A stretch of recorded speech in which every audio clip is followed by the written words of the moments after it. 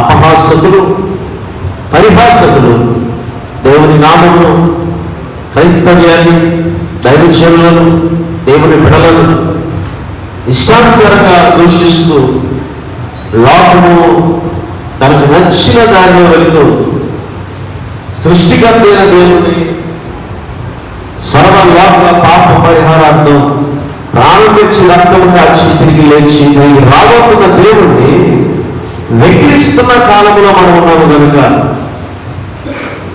వారి వ్యతిరేకతను బట్టి, వారు చేస్తున్న అపహాస్యాన్ని బట్టి మనము కలిగి ఉన్న నిరీక్షణను విడిచిపెట్టుకోకుండా మీరు కలిగి ఉన్న దాన్ని గట్టిగా పట్టుకోవడానికి వాక్యం చదివిస్తున్న ప్రకారము మరి మనము కలిగి ఉన్న నిరీక్షణని గట్టిగా పట్టుకుని పర్వకు వెళ్ళాలనే సంగతులు మరి రాత్రి మనం ధ్యానం చేస్తాం.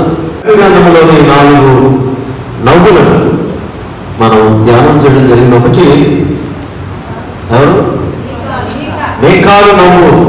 మందస్సము తెస్తున్నప్పుడు దావీదు మందస్సానికి ముందుగా నాట్యం ఆడుతున్నప్పుడు కిటికీలో నుంచి చూసి అపహాస్యం చేసి తన చెలికత్తెల మధ్యలో దావీదుని దూషించి వెక్కిరించిన మేకాలు తన జీవితం, తన పరిస్థితి ఎలా అయిపోయిందో మనం ధ్యానం చేస్తాం. రెండవది,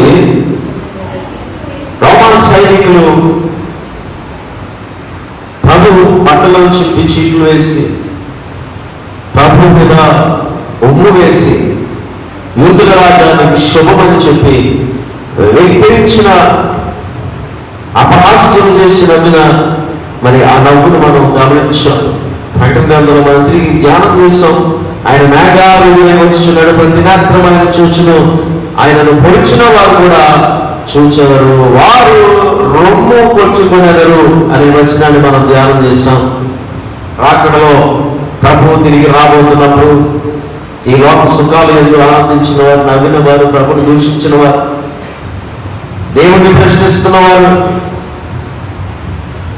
నిజమైన దేవుణ్ణి తెలుసుకోలేక సత్యాన్ని అవమానిస్తున్న వారందరూ కూడా ఆ రోజు వారి నేత్రాలతో ప్రభుని నేరుగా చూడబోతున్నారు, వారు రొమ్ము కొట్టుకోబోతున్నారు అనే సంగతిని మనం ధ్యానం చేశాం.